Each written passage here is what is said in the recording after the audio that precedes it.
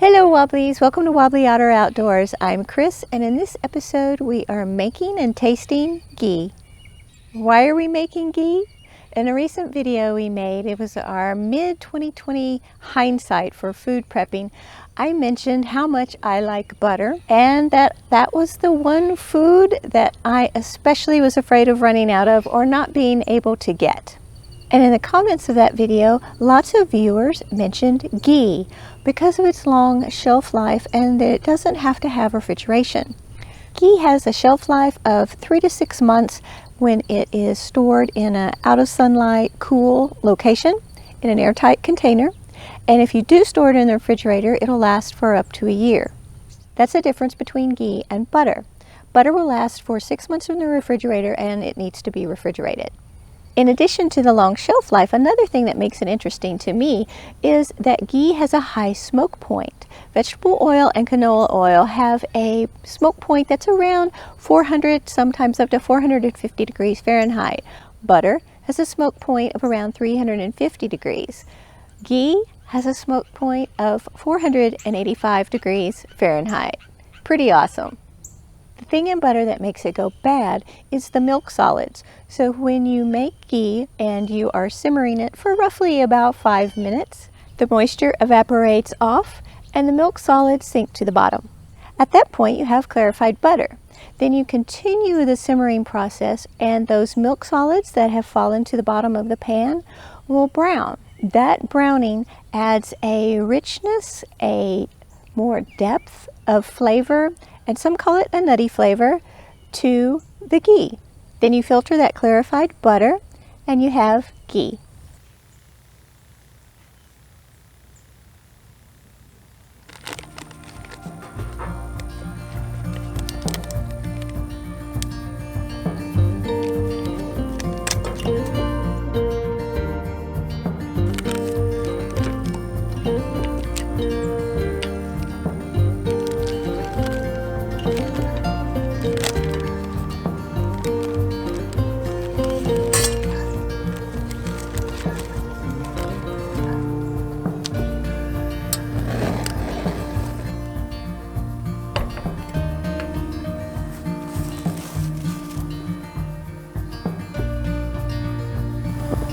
We're using our Camp Chef Pro and I have the flame down on as low as it will go.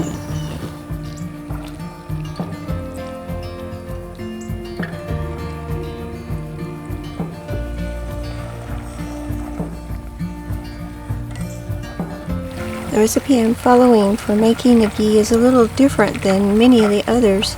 This recipe doesn't mention removing the whey from the top.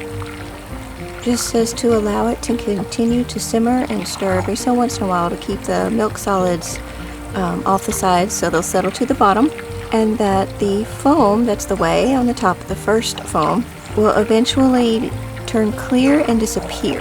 So we'll see.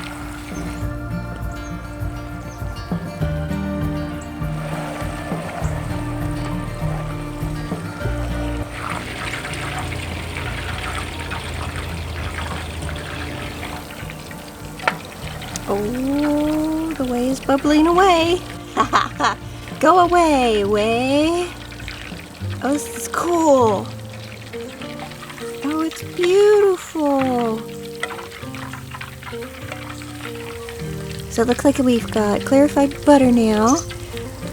So the next step is supposed to be to brown the milk solids that are on the bottom of the pan. And I understand we just want to be careful so we don't burn that. But we do want to get brown, so kind of a fine line. Want to watch it, maybe stir it to keep the milk solids from over browning.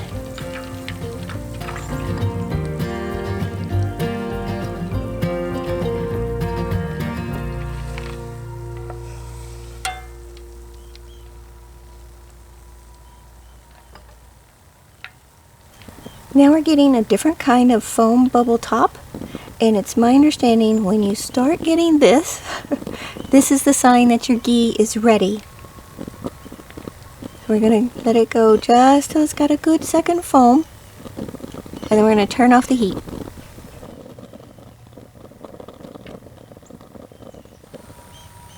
Oh, Oh, and you can see down in the bottom.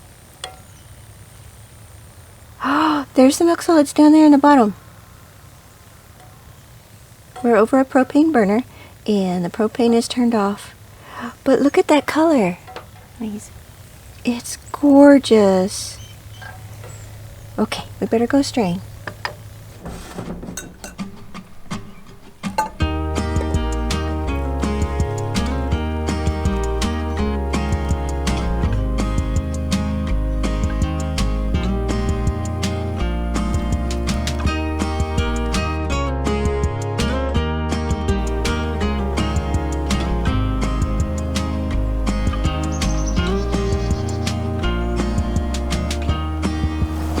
These are the milk solids down in the bottom of the pan. You can see how they have that nice golden brown. That's what we were after. The browned milk solids are supposed to add a nice nutty flavor to the ghee.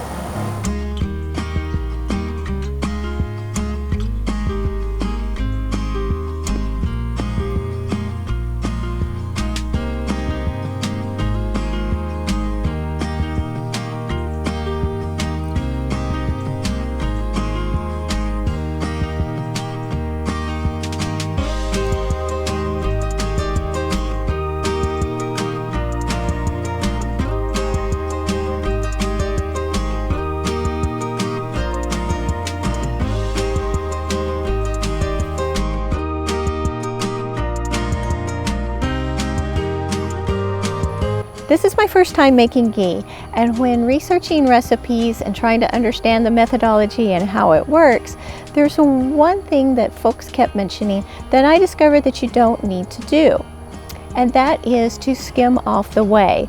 When you start simmering the butter, there will be a layer of whey that separates out and floats to the top, and lots of folks said to skim that off and put it on toast or compost it and do different things to use it.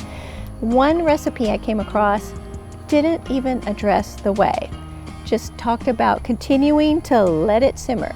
That's basically then the first foam layer that you'll get. Then that eventually just continues to simmer and it will separate and sink to the bottom along with all the other milk solids. So don't have to do that. And I didn't do that when making it this time, even though I was all prepared to do that because I thought that's what you were supposed to do. I found out you don't have to.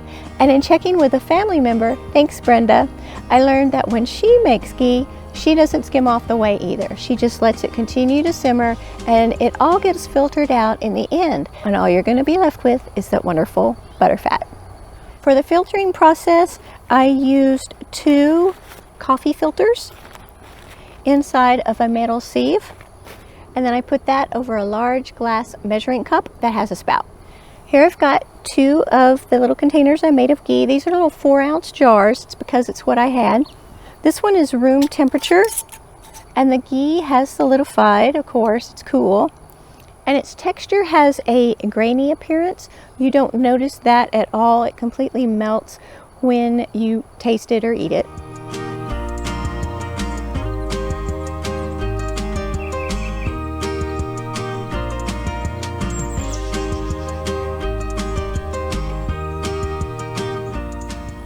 This jar of ghee I pulled out of the refrigerator, and it is much firmer. It is very much like butter that you would pull out of the fridge. It's hard in the same way. For our ghee, I think we'll probably store it in the refrigerator for the most part. If we ever get in the habit of having quite a bit on hand, then we may have some that we store in the pantry that we're using out of, but then keep our reserve in the refrigerator to use. Not sure, still kind of new, but we'll see how that goes. You can purchase pre-made ghee. Store-bought ghee is more expensive than regular butter, but if you don't want to go to the trouble to make your own ghee, it's another way that you can get it and have that longer storage life. In the comments, let us know if you've ever made your own ghee and any tips and tricks that you found that work well for you, especially for how brown you make the ghee, how brown you make the milk solids, I should say, when you're cooking the ghee, and let us know how that affects the flavors. Thanks for watching Wobbly Otter. We love you and hope all your tomorrows are bright. Until next time.